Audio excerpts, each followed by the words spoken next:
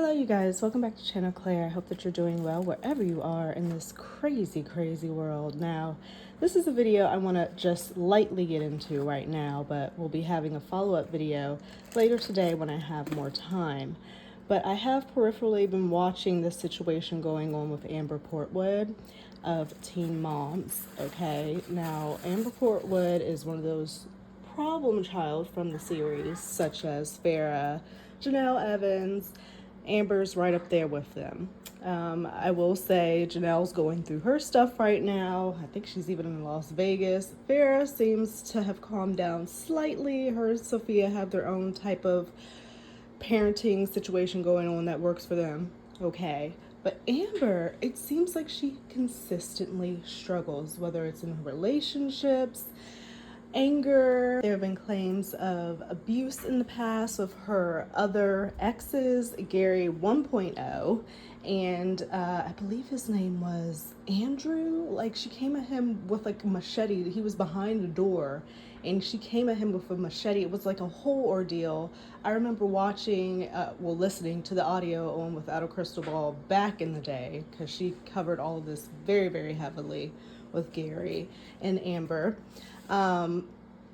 Andrew and Amber, when they were dating, and Amber ended up having a kid with Andrew, the guy that she came with the machete with, and I believe the little kid was in the vicinity when all of that was happening, because you could hear like the baby coos in the audio. It was just a mess. Okay, so consistently Amber for like over a decade has just been having problems, and now she is with Gary 2.0.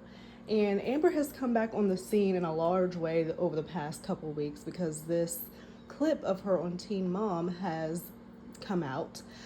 And just seeing how grown her daughter Leah is, and Christina and Gary and the other little girl that Christina and Gary had together, they are a family unit. And then Amber walks up in there all late, looking disheveled, looking a lot of other things I'm not going to accuse her of because I can't confirm that, but she just looked off. She came in late. She came in with a chip on her shoulder. She came in with attitude to her daughter's 15th birthday. Called her a dick. Just was being completely inappropriate. Got into it with Gary, Leah's father, right in front of the two kids who were sitting at the table. If you have not seen the clip, we'll get into it later. I feel like there's a lot to talk about here with Amber, but she was in my peripheral because of all that was going on, right? And I was like, I cannot believe after all these years, she is still struggling in this way. So, yesterday, I want to say we hear reports from Teen Mom fans and the Ashley Reality Roundup that Gary 2.0, Amber's new boyfriend, is missing. Apparently, they got engaged a couple of weeks ago. Teen Mom fans and Ashley Reality Roundup are reporting that allegedly there was some big blowout fight between Gary 2.0 and Amber. Amber tells him to leave and never come back. And at that point, Gary 2.0 blocks her, and they hadn't spoke for 60 hours at that point when the report was done. Gary 2.0's family is saying, hey, we haven't heard from him. This is abnormal. He doesn't roll like this. We're concerned. Pray for the situation that he's found safely, because this is not like him. All right. So that's a huge concern when family says this is not like their family member, because obviously your family would know you best. Your family, your close friends. So then yesterday, Elle Bee, official, she covers pop culture, but largely she covers the happenings of the Teen Mom girls. And she's doing a live speaking about this issue about Gary 2.0, Amber's current, I guess ex-boyfriend at this point, is missing. She was talking about the situation, right? All of a sudden, she's like, okay, I see you in the background, like, just show me your face so I can make sure that it's you, right? Next thing you know, Amber Portwood pulls up on Elle Bee's live, right? And is distraught, and is explaining how the reports that are coming out from Teen Mom fans and the Ashley Reality Roundup are false. There was indeed not a big blowout fight between Amber and Gary 2.0. They had a very loving relationship, all of those things, positive, but I find it kind of hard to believe given Amber's track record. But she made it a huge point to let us know that people change. She is not the person that we have seen over the years. That's not her. People can change. She goes on to say she did not touch him, that this is for real. And she's also giving the same message that we need to pray for him for his safe return. So, like, he's legit missing. And it's just giving me eerie effing vibes, because we do know, and I'm not going to even put anything on Amber. It's just giving me eerie vibes, okay? Because Amber has a past of DV. We've sat there and watched on our screen her, like, basically push Gary, the first Gary, when she was really young, down the steps almost, like hitting on him. We've also, well, I don't know if you have followed up with, have followed the Teen Mom girls over the years, but we've also seen this situation with Andrew, the guy she had the baby with, and their whole destructive relationship.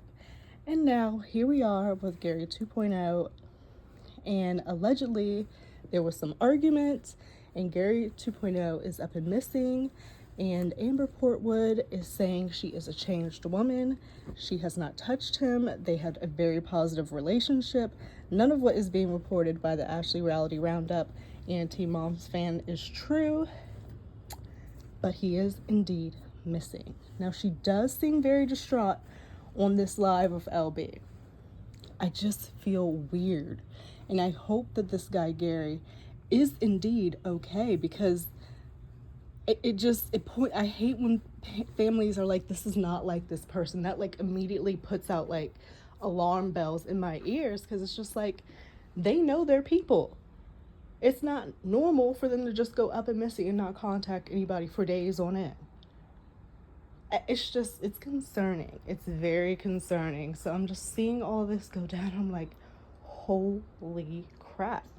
But for reasons exactly like this is why my mom and my sister, we all share our locations. Like, we have it indefinitely shared. So if some shit goes down, because we know it's not normal for not to hear from each other for days on end. So if some shit goes down, we need to know. And if that phone is on, at least that's a go-to point, a first go-to point to try to see what's happening, where the person is. That is, of course, if you have the location shared. Some couples share their location, some couples do not. So I don't know if it was a situation like that, but given that Gary 2.0 blocked Amber, I'm sure it was not. But maybe he had it shared with other family members. But it is a good tool to have if you aren't shared with just important people in your life and you don't have a problem with that. It could be just a safeguard to have, to share your location indefinitely. I mean, I don't my mom and my sister, I don't care if they know where I'm at. Matter of fact, I want them to know where I'm at. So, and you just never know in this world. Things are just so effing crazy, and most of the times people have their phones on them. And of course, it's only going to really work if the phone is charged up and on. So there's that as well. But we're going to get more into the situation a little bit later. I have to leave to go to work, but I just was watching Elle Bee's live, and I'm like, I cannot believe this is happening right now. I can't believe it's happening. And I really hope that this Gary 2.0 is okay. So, we'll touch back on this later. I'll see throughout the day if anything else has transpired, if there's any updates. Maybe even he, pops up and is found. I hope that that's the next update. Because whenever someone just goes missing in this world, it just always freaks me out, because I feel like we're always on camera anyway, and the technology is just so advanced at this point that when people just disappear off the face of the earth, it always gives me the effing creeps. It really, really does, because I'm just like, how does that happen? But it happens all the time, because there's thousands upon thousands of missing people. People who have been missing for years and have just never been located. And their family members, you know, are just left with that not knowing. And that is just torturous. That just seems so torturous. But I truly hope this is not a situation that gets to that point, and that Gary 2.0 is found very soon. You know, maybe the families will start checking hospitals or maybe even jails. I hear that's like a good place to start when someone's missing. But apparently the family is not even in the area, and they feel like they don't even know where to start. But those are good starting points. Hospitals, jails, apparently, just to check to see if somebody has gotten caught up or got injured, and you know, they were taken to the hospital but can't really get in contact with anybody at the moment. But this is so crazy. Like I said, we'll touch back on this later today. See you guys in another video.